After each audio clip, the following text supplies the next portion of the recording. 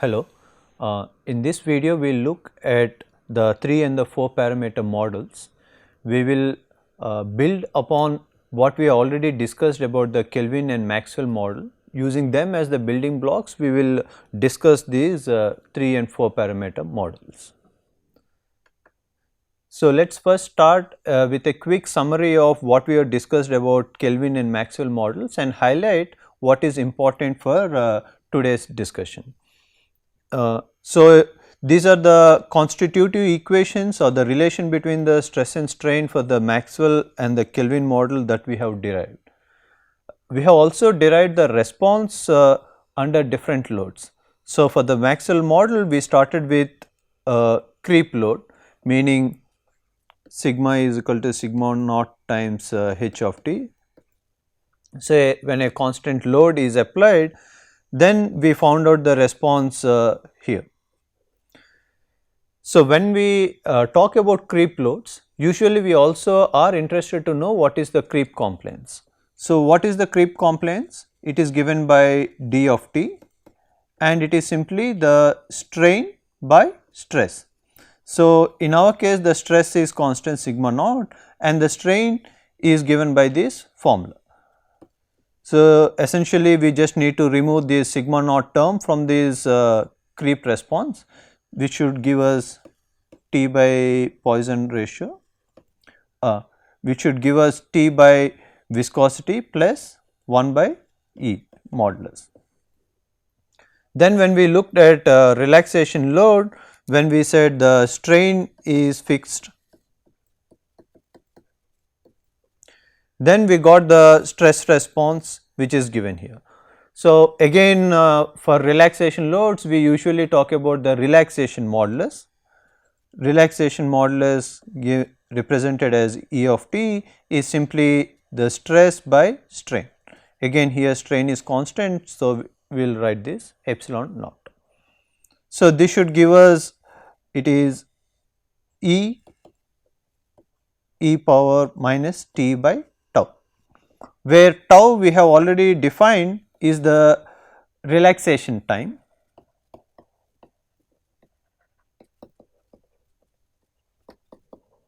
Sometimes it is also called as retardation time.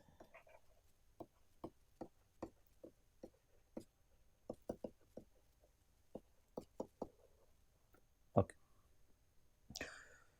So, in addition to the creep and relaxation, we also looked at the constant strain load for the Maxwell model, and here is the response we got for the constant strain applied.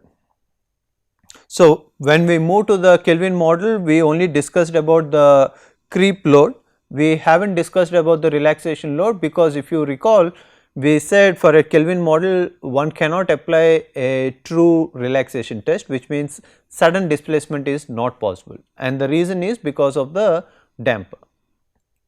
Okay. But coming back to the creep load, again we know what is the creep load, where the stress is constant and given here is the strain response. So, for creep load we said we look at the creep compliance, which for Kelvin model is given as 1 by E times 1 minus e power minus t by tau. Again tau here is the relaxation time which we just defined, and this relaxation time is given by viscosity by modulus E. Okay. So, with this quick summary of the Maxwell and Kelvin, let us move on to the 3 and 4 parameter models. So, here we will first start by deriving the stress strain relations for the 3 parameter model, and later we will look at the creep response of the 3 parameter model. But when we move to the 4 parameter model, we will see that there is no need for us to develop these stress strain relations. Instead, we should be able to find the creep response with what we have already discussed. So, let us start with the 3 parameter model. 3 parameter model, as we know, is there is a spring which we call it as free spring E naught, which is in series with a Kelvin model. Kelvin model with a spring and a damper which are parallel. So, the way we will progress is we will consider that we have a spring which is in series with a Kelvin model. So, the spring and the Kelvin are the basic elements using which we will develop the stress strain relations for this Kelvin model. There is another name for the Kelvin model called the Voigt-Kelvin model. So, there is another name for this 3 parameter model called the Voigt-Kelvin model. So, first let us look at the equilibrium and the constitutive relations. So, equilibrium equation, since we are now considering spring represented as sigma s, stresses in the spring, and stress sigma k here represents the stresses in the Kelvin model. So, both these spring and damper which are parallel together, we call this as the Kelvin model, and the stress is represented as sigma k. So, equilibrium says since both of these are in series, the same stress which is at the ends is experienced by the free spring as well as the Kelvin model. And coming to the kinematic equation, since both of them are in series, the total strain is an accumulation or the summation of the strain in the spring given as epsilon s plus strain in the Kelvin model given as epsilon k. But now let us look at what are the constitutive equations for the spring and the Kelvin, which we have already known based on the discussions from earlier videos. For the spring, this is simply the Hookean model, where we say that the stress in the spring sigma x is given as the modulus times the strain. Coming to Kelvin, here we again recall what we have derived in the previous videos for the Kelvin model. This is just the stress strain relations for the Kelvin model. The only difference is here we have replaced the stress with sigma k, meaning the stresses in the Kelvin model, and strain we are representing using epsilon k, which is the strain in the Kelvin model. And since the Kelvin model is made up of spring with modulus E1 and viscosity nu1, that is what is represented in the formula here. Okay. Now, let us see how we proceed to develop the stress strain relation for this 3 parameter model. First, we will start by introducing a differential operator d. So, we will rewrite this Kelvin equation as E1 epsilon k plus mu 1 times. Here, instead of writing the first derivative of the strain, I will write it as d times epsilon k, where d here is the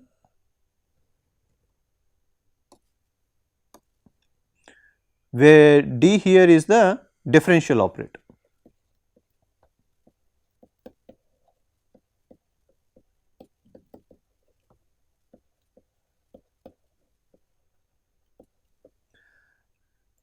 And the interesting part of this is d can follow the rules of algebra.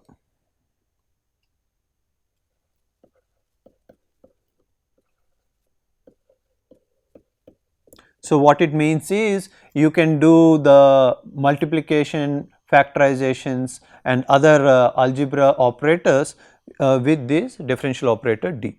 So, here d represents the first derivative, but of course, when there is a second derivative it is represented as d square, third derivative as d cube and so on and so forth for higher derivatives. Okay. Now, what we will do is we will try to write this Kelvin equation in terms of strain. So, we will try to bring strain epsilon k to the left hand side of the equation and then rewrite this equation. So, then it will be sigma k divided by E1 plus mu 1 times d. So, since I said that d follows the rules of algebra, I can move d away from this epsilon k. Okay. So, once I have this, now I can rely on the kinematic equation to say that epsilon the total strain is summation of strain in the spring plus strain in the Kelvin model. So, first let us see how we can write the strain in the spring. So, from this I should be able to write the strain in the spring is simply sigma s by E naught.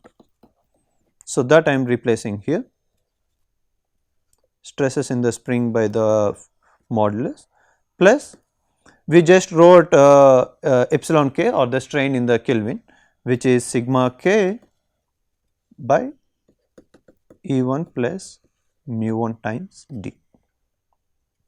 Again, if we recall from the equilibrium equations, we know the total stresses are the same in the spring and in the Kelvin model, which means we can replace this sigma x and sigma k with sigma.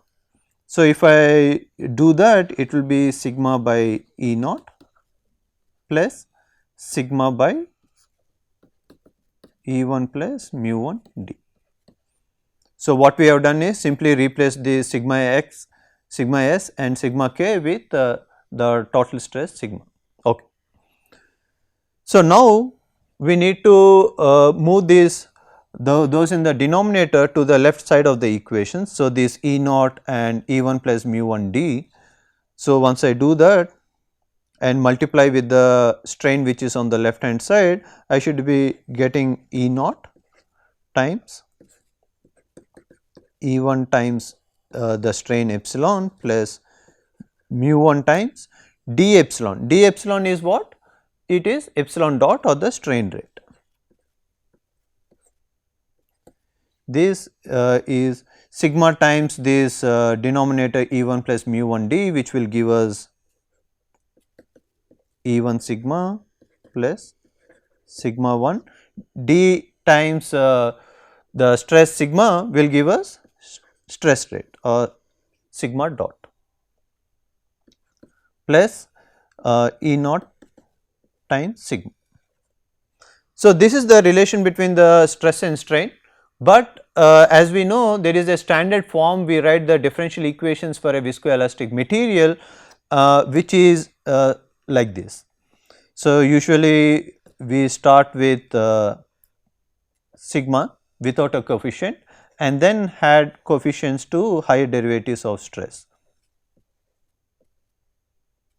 Since I notice in my equation the derivatives of stress stop at the first derivative, now we move to the right side of the equation where we write the strain terms.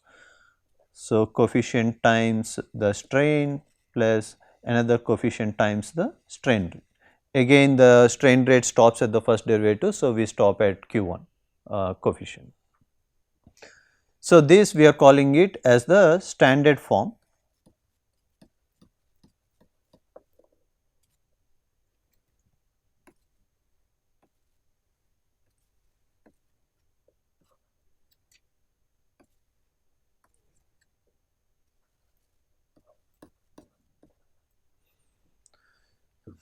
So, now let us rewrite this equation of stress and strain in the standard form.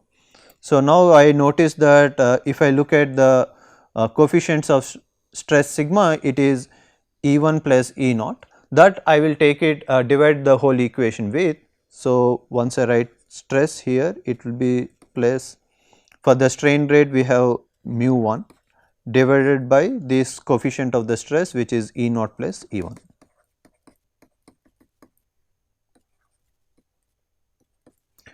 Now writing the strain, it is E naught E1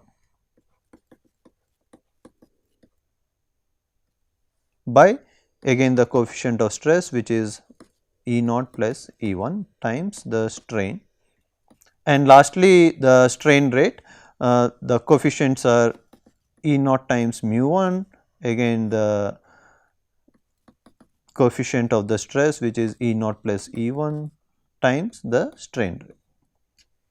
So, this is the constitutive equation of the 3 parameter model in the standard form.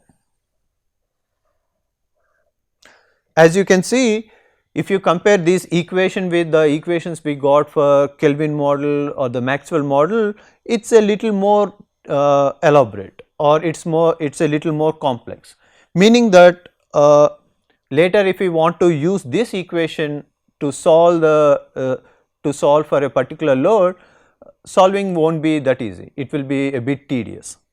So we should find other ways to solve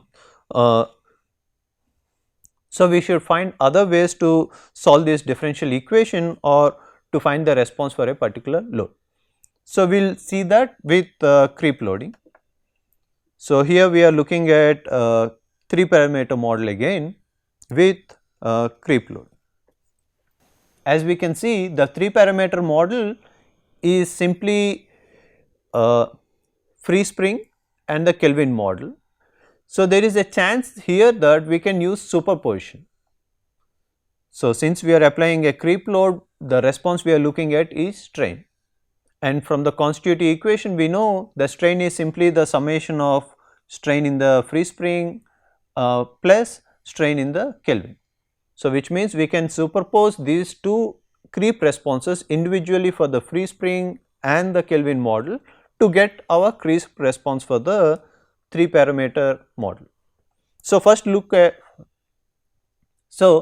let's first look at what is the creep response for a free spring. If it is only spring, then we can simply invoke the Hooke's law, from which we can write the strain is stress by modulus. This is for the free spring. Now if we are only considering the Kelvin model, the creep response for Kelvin model we have already derived and is shown here. So it is written in terms of E1 and tau. What is tau here? Tau is nothing but the relaxation time or the retardation time, which is given as viscosity mu1 by modulus E1. Okay. Now since we already have the strains in the free spring and the Kelvin, now writing the strain in the 3 parameter model becomes easy. So because it is simply the sum of the strains in the spring and the Kelvin model. So if they add them together, this represents the strain in the free spring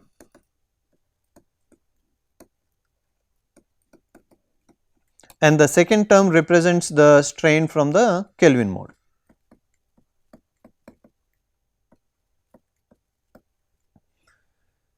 So to summarize, what we have seen here is, instead of solving the differential equations to get the creep response, we have invoked the superposition, where we said the strain is written as a superposition of the free spring creep response and the Kelvin model creep response.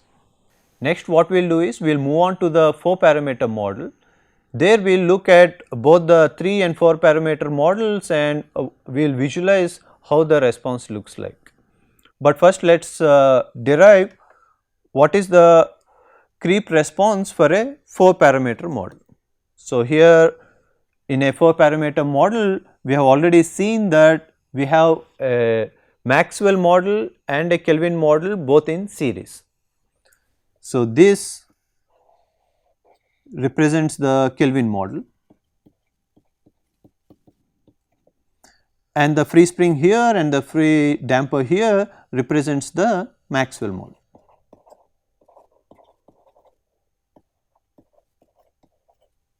Okay. So again, how do we solve for the creep response here? We follow the same procedure we followed in the previous slide for 3 parameter model, where we showed instead of solving the differential equations, we simply use the superposition, which means we superpose the strain response of the Maxwell model and the strain response of the Kelvin model. So let us first see what is the creep response of a Maxwell model. So here we represent the strain in the Maxwell model as epsilon m, which is given in terms of the applied stress sigma naught times mu naught the viscosity of the free damper and E naught the modulus of the free spring. Okay. Next we will look into the Kelvin model, where we got the strain in the Kelvin model represented as epsilon k is given in terms of E1, the spring modulus present in the Kelvin model, times tau 1. What is tau 1 here? tau 1 is the relaxation time given as mu 1 by E 1. So, these are the viscosity and modulus in the Kelvin model.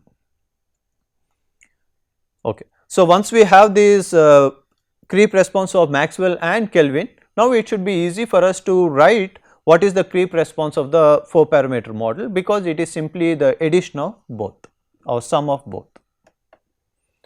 So, here we are saying the 4 parameter model strain is simply the sum of strain in the Maxwell plus strain in the Kelvin. This we are getting from the kinetic equations. And once I superpose both these equations, I get the strain response in the 4 parameter model is given by these 3 terms. Okay. It is simply the strain response in the Maxwell and the Kelvin. But once we look closely at this equation, we will see that we can make a lot of physical interpretation. So, let us look at these 3 terms one at a time. So, first let us look at this term. What does this signify? So, this first term we get because of the free spin, where the modulus is E naught. So, what does it do? It gives an instantaneous strain, which means it gives you the elastic behavior. So, it is trying to give you the instantaneous elastic, because as we know elastic, when we apply a load, the response is instantaneous. Okay.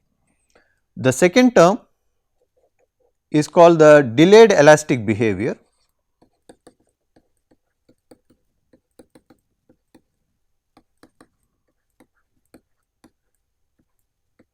The reason is because we have a spring as well as a damper parallel to each other. So, this damper does not give the instantaneous response, but given enough time, that is when it moves and gives you the additional strain. So, that is why it is called delayed elastic, and the reason why we call it elastic is because once we release the load, the spring which is in the Kelvin model brings it back to the original shape. And the last term here is coming from the free damper, and this represents the flow or the viscous behavior. So, now we have a physical interpretation of each of these terms in the creep response of 4 parameter model, but let us try to visualize this, how the creep response is.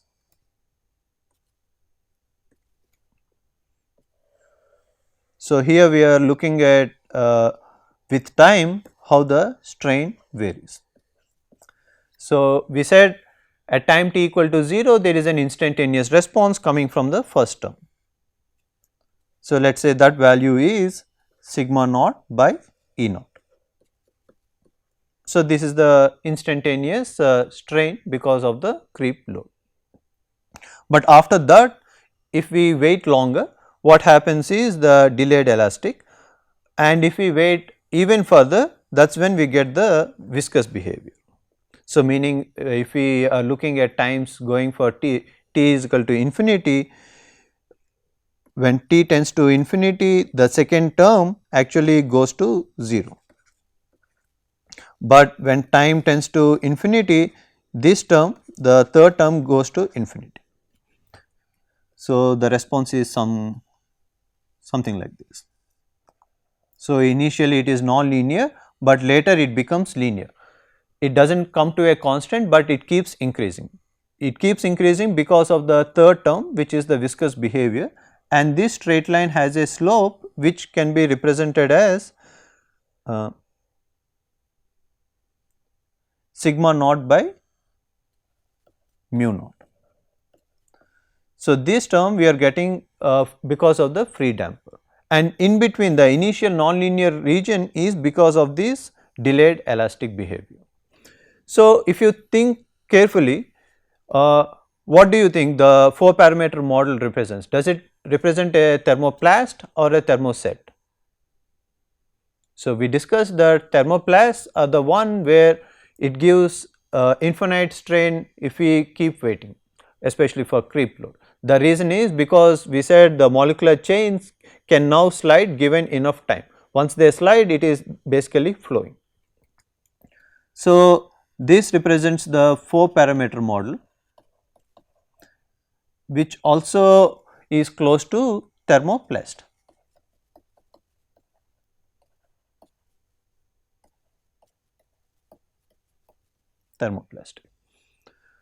But in the previous slide we have looked at the 3 parameter model. What is the difference? In the 3 parameter model we only have the first 2 terms in the response, which means the elastic and the delayed elastic. So, let us see how it looks like. So, the response, the instantaneous response for the 3 parameter model will be the same because the elastic is still there or the free spring is there.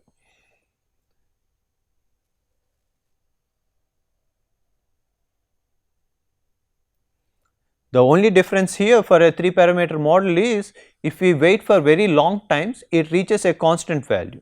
That constant value is coming from this delayed elastic. So, we are saying that it reaches a constant value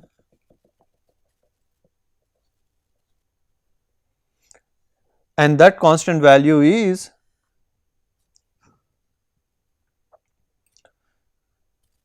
so this is for the 3 parameter.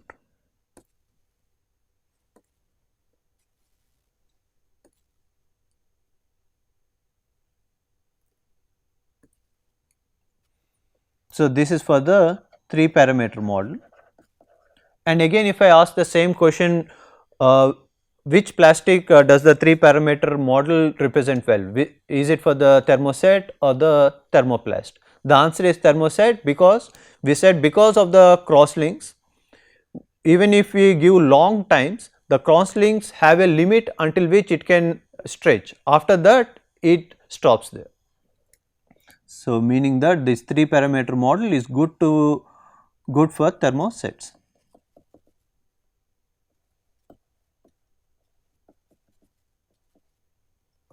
So, to summarize, what we have seen is the creep response for a 4 parameter model is simply the sum of strains in the Maxwell model and strains in the Kelvin model, and which is given by these 3 terms. We said the first term is the elastic term coming from the free spring, second term is the delayed elastic coming from the Kelvin model, and the last term is coming from the free damper. And we also showed that for a 4 parameter model the strain goes to infinity if we wait longer, but for a 3 parameter model it reaches a constant value. And regarding this thermoplastic versus thermoset, we said 4 parameter model better represents a thermoplastic, but a 3 parameter model better represents the thermoset. So, finally, in this video we have seen both the 3 parameter model and the 4 parameter model. For 3 parameter model we showed you the stress strain relationships, and then we derived the response for creep load. Later we also derived the response for creep load using the 4 parameter model, and we have seen that it can be written as simply a summation of the Maxwell model and the Kelvin model. So, with this we end this video. In the next video we will see how we can extend these discussions for a generalized and Kelvin models. See you then.